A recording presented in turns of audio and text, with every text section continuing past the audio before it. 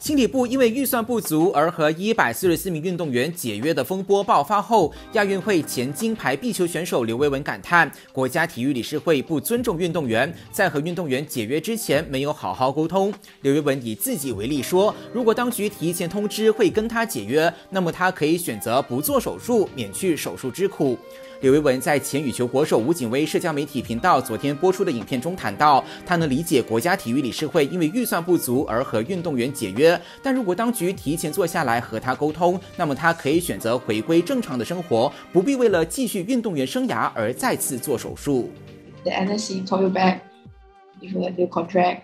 To be honest, I'm not saying that the younger players don't deserve to be there. The younger players are doing well and they have proven themselves to be up there in the world. So I'm not, like I said, my only not complaint, but the issue I want to highlight is the way it was done.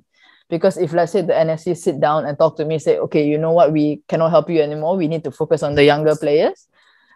So we will, this is the end for you. I would be okay with it. I'm not going to argue and say, no, I don't think you should do this and all that. But the problem is that they did not even sit down and talk to me.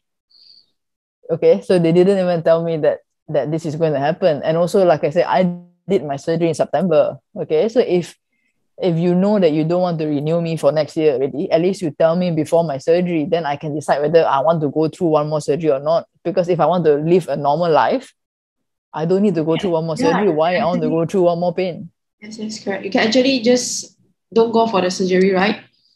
Yes, if you confirm that you don't want to renew me anymore, my surgery I only went end September. So if you know that you don't want me for this year, then fair enough. I can decide whether I want to go for a surgery or not. Because like you say, now I'm halfway through my surgery and then you say, okay, we're not going to renew you.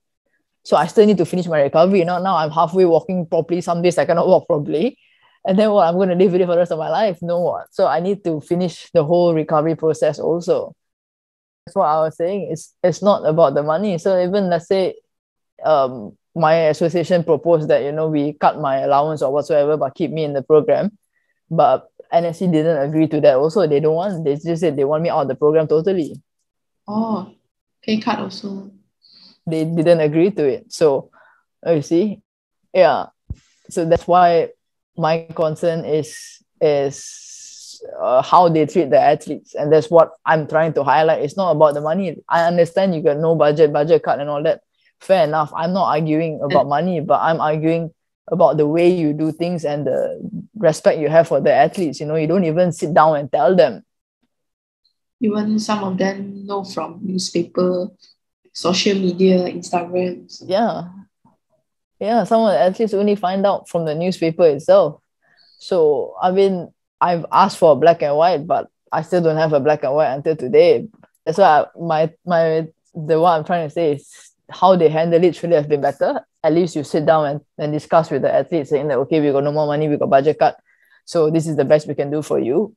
I think the athletes would understand, they won't come out and say why this happened suddenly and all that. They will be angry and disappointed, but it won't have come to this.